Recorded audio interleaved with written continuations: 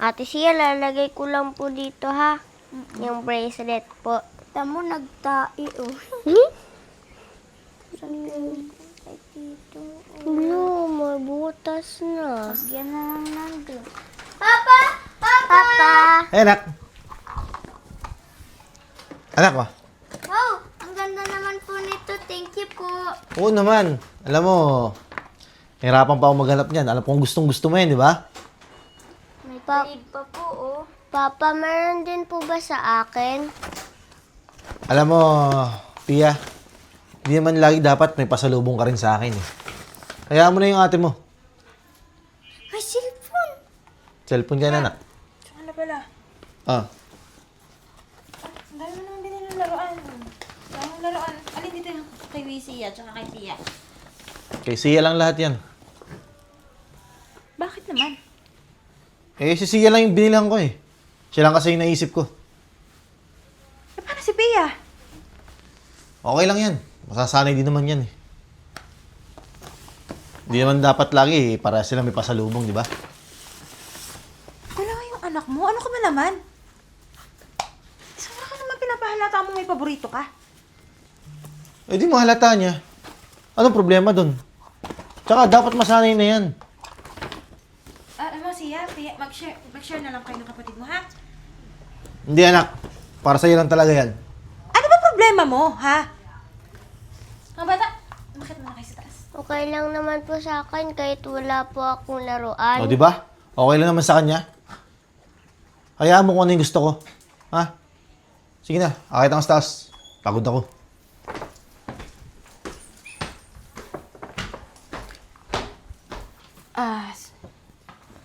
Pia, anak. Huwag ka magtatampo sa papa mo, ha? Pagod lang yun. Tsaka, baka nag-request lang si Ate Sia mo ng laruan, kaya siya yung nabilihan. Baka nalimutan niya lang bilhin yun sa'yo. Sia, share kayo ng kapatid mo, ha? Huwag kayong magdadamutan. Bad yun. Sige na, maglaro na kayo. Tara, buksan na natin ito. Tara. Ay, Minions. Ay, Frozen. Uy, may mga damit pa dito. May baunan. Wala, tatlo. Share tayo dito. Sige. Ito din, damit. Ate Sia, pahingi po ako. Sabi ni Papa, ako lang daw to. Kahit kunti lang. Meron naman yata sa rep eh. Sia, bigyan mo yung kapatid mo. Bakit nagdadamot ka kay Pia? Di ba sinabi ko na sa'yo, bawal kayong magdamot ang magkapatid? Hindi, sa kanya lang yan. Binigay ko sa kanya yan eh. Love naman, ano ba? Pwede ba huwag ka na makisali doon sa mga bata? O bakit? Binigay ko sa kanya yan eh. Natural lang na pagdamutan niya ni Sia. Hindi ka ba nakawa kay Pia? Kasi yun sa'yo anak mo. Ba't mo maawa dyan? Anak mo siya? Natural maaawa ka? Ano ba problema mo? Yan, yung batang yan. So, tuwing nakikita ko yan, parang may mali. Anong mali? Eh, wala man lang akong makitang bakas ng pagkatao ko dyan eh. Tumigil ka nga! Pia, Sia, bakit muna kayo?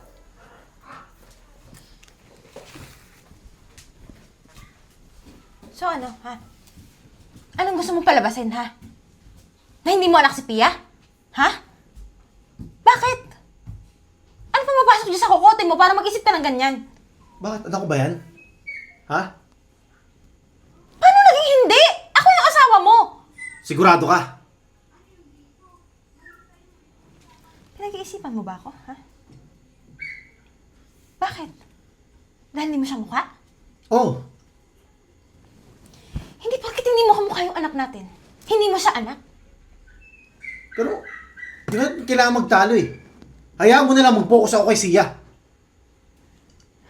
Hindi tama yung ginagawa mo. Gusto mo lumaki yung bata na malayo yung loob sa'yo? Eh di lumaki siya nang lumayo ang loob sa akin. Di mo masasaktan eh. Dahil nararamdaman ko, hindi ko anak yung batang yan. Ako ang nasasaktan sa ginagawa mo. Pati yung anak mo. At kahit anong sabihin mo, anak mo si Pia. Eh di ba? Huwag natin pagtalunan yan. Di ba natin kailangan magtalo ng ganito eh? Dahil niya sa batang yan. Basta kung ano gusto kong gawin, yun lang.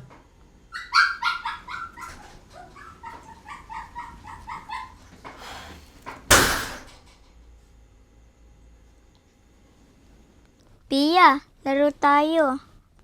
Kuha ka dun mamaya. Pero may tatanong ako sa'yo. Hindi ka ba mahal ni Papa? Hindi ko alam, pero baka mas mahal ka niya kaysa sa akin. Paano mo naman nasabi? Kasi lagi ka niyang binibigyan ng laruan, tapos baka mas mahal ka niya kaysa sa akin. Tapos kamukha mo siya, ako hindi.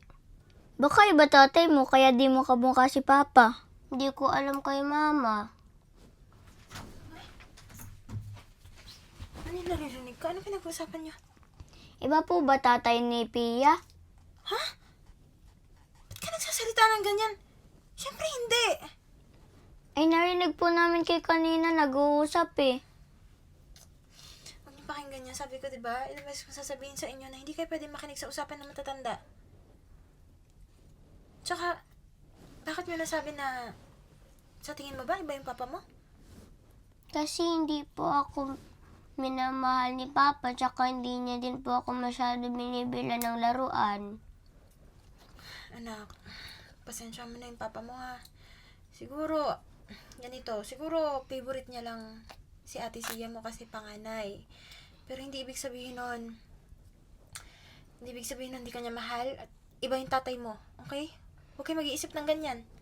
Hindi ko yung kayang gawin sa papa niyo at hindi ko yung lolokohin. Parehas kayo ng tatay, okay? Tsaka anak, mahal ko kayo parehas, okay? Yun yung tatandaan nyo. Tsaka magbibigayan kayo at huwag kayong magdadamutan sa isa't isa. Sige na, matulog na kayo.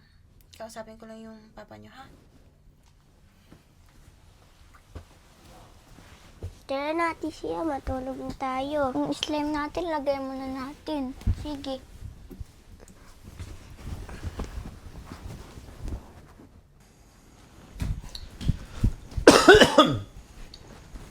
Mag-usap nga tayo.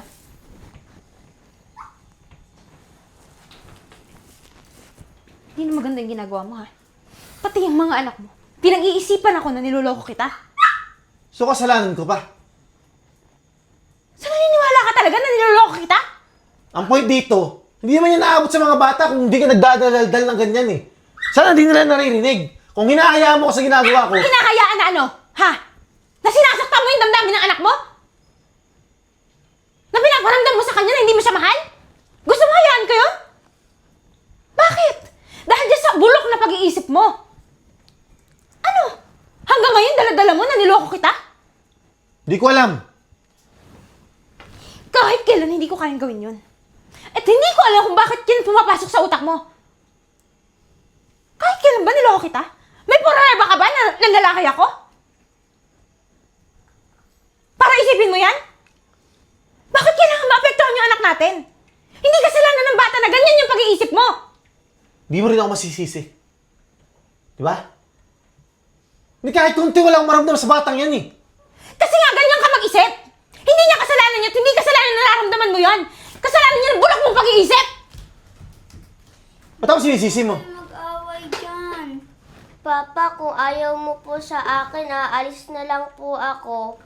Pia, huwag ka magsalita ng ganyan.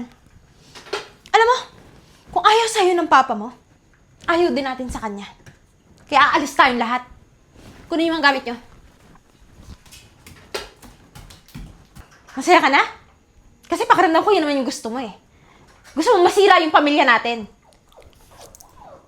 Alam kong gugustuhin kong masira ang pamilya natin. Dapat noon pa. Hindi nga kita iniwan eh. Kahit pakiramdam ko parang niloko mo ako. Hindi kita niloko! Hindi ko kaya Ay, gawin yan! hayaan mo lang ako. Ate! Kuya! Kaya nag-aaway dinig kayo sa labas mo, nakakahiya. Ewan ko dyan sa kapatid mo! Yang ate mo kasi. Ano? Niloko kita? Wala akong sinabing niloko mo ako ah. Tama na, tama Bakit hindi na. mo matanggap yung anak mo? Ate, tama na. Pwede ba umakyat ka muna sa taas kami? Hindi! Kakausapin ko lang si Kuya. Hindi ako aakyat. Aalis ako. Aalis kami ng mga anak ko. Dahil yung kuya mo, hindi matanggap si Pia dahil hindi niya kamukha, pinapalabas niya na nanlalaki ako. Kausapin mo yan, ha? Mag-iimpake lang ako. Huwag na huwag sasama sa siya ah. Kuya, okay ka lang ba? Ba't kailangan mag-isip ng ganyan? Pwede mo naman masisisi. Pero di ko naman inaaway yung asawa ko eh. Di ko lang maramdaman yung bata. Dahil di ko yung kamukha. Di ba? Isipin mo. Tama naman yung mga kaibigan ko eh. Mahal ko yung asawa ko. Pero di ko siya pinag-iisipan ng masama. Kaya lang, di mo sa akin kasi maalis eh. Kuya, ano ka ba? Di mo ba alam na sa Ate Virgo pinaglian ako? Halos lagi siyang galit sa akin. Kuya, maayos ka nga. Ano, papaniwala mo yung mga kaibigan mo na yun? Bakit maayos ba yung pamilya nila? Di ba hindi? Ano, gusto mo din gumaya sa kanila? O sadyang ikaw baka may ginagawa kang kalokohan? Kaya nasasabi mo yan? Wala akong ginagawang kalokohan. Tayo, kuya. Di ba magkapatid tayo? Pero hindi tayo magkamukha, di ba? Si Mama at Papa, nag-away ba sila? Di ba hindi? Si Papa, pinag-isipan niya ba si Mama na nalalaki? Hindi. Ano, kuya? Di ba tama ako?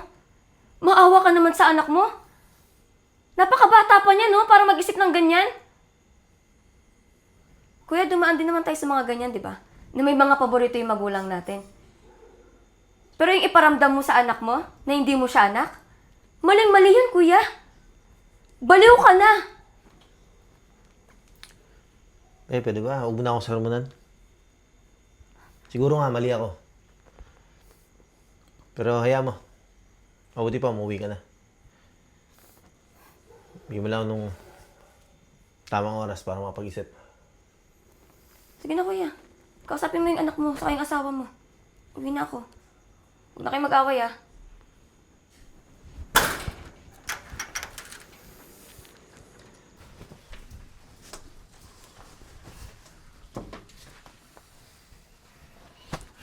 Nagawa mo dito? Pwede ba? Huwag na kayong umalis. Bakit? Ha? Naawa na ako sa anak ko. Huwag mo sabihin sa akin iwanan ko si Sia. Dahil anak ko rin yun. Di ko alam kung anong iisipin mo kung kaninong lalaki ko anak yung dalawang yan. Bahala ka na sa buhay mo. Pwede ba? Itigil mo na yan. Ako ba titigil? Ha? Talagang titigil na ako. Dahil pagod na ako sa ginagawa mo. Tignan mo yung nangyayari, oh. Pati mga anak ko, iniisip, niloloko kita. Ako na yung nagmumukhang masama dito. Dahil bulok yung pag-iisip mo. Alam ko. Alam ko, mali ako. Alam ko, nasaktan kita. Lalo na yung anak mo. Di ba? Hanggang ngayon. Anak ko. Anak ko lang. Kailan mo tatanggapin yung anak mo, ha? Sorry. Anak natin.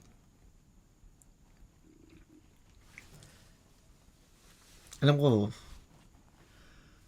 naimakitid ang utak ko. Sana patawaran niya ako. Hindi mo kailangan umalis eh.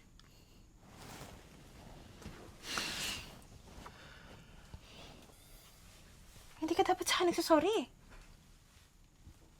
Sa anak mo. Ano ka magsasorry doon? Tinatak mo sa utak niya na hindi mo siya mahal. Na hindi mo siya anak. Hindi ko alam. Pero siguro naman mapapatawad niya ako, di ba? Tanggap ko yung pagkakamali ko. Aminado naman ako nun eh. Pero di ba, hindi pa naman huli yung lahat. Malaking pagkukulang ko sa anak ko. Hindi sa'yo. Alam ko na pag-isipan kita ng masama. Pero alam ko mas mabigat yung dinadalang problema ng anak natin.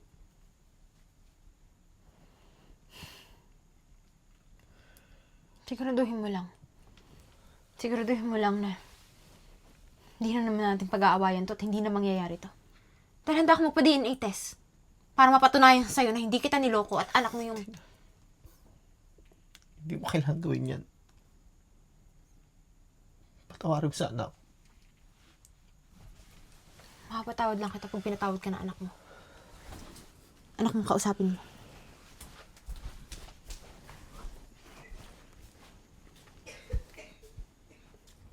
Pia, laro tayo. Huwag ka nang malungkot, magbabati naman si Mama at si Papa. Ayoko, kasi baka magalit si Papa mo. Papa ko, Papa natin yun. Kasi lagi kanyang binibili ng mga laruan, tsaka lagi siyang galit sa akin. Hindi, paras tayo nun mahal. Hindi mo ba narinig na mas mahal ka niya?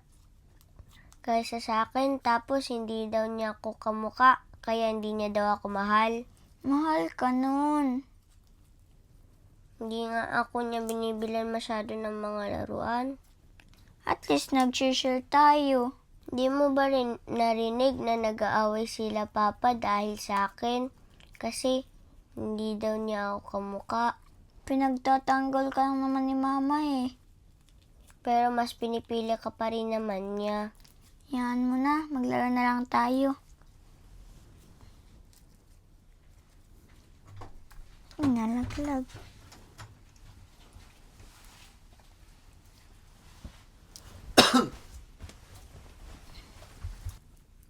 Ay, sorry po papa, babalik ko na po kay Ate Sia. Sorry po pala kasi tinawag po kitang papa. Di ko po kasi alam kung ano po tatawag ko po sa'yo.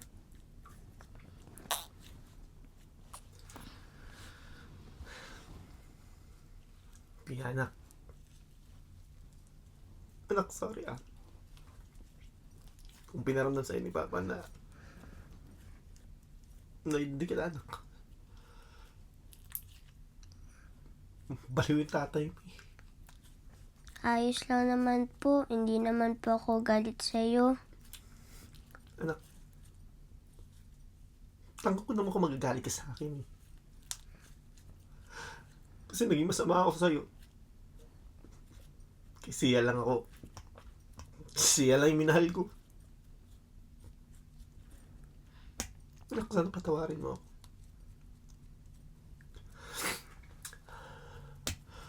Hindi ko alam po kung kaya mo pang patawarin yung papa mo.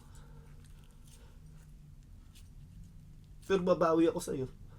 Papa, bibilin niyo na din po ba siya ng laruan?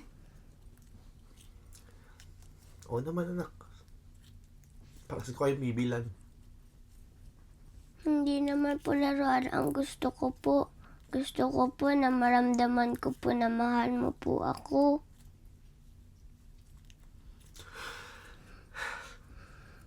Anak, sorry talaga.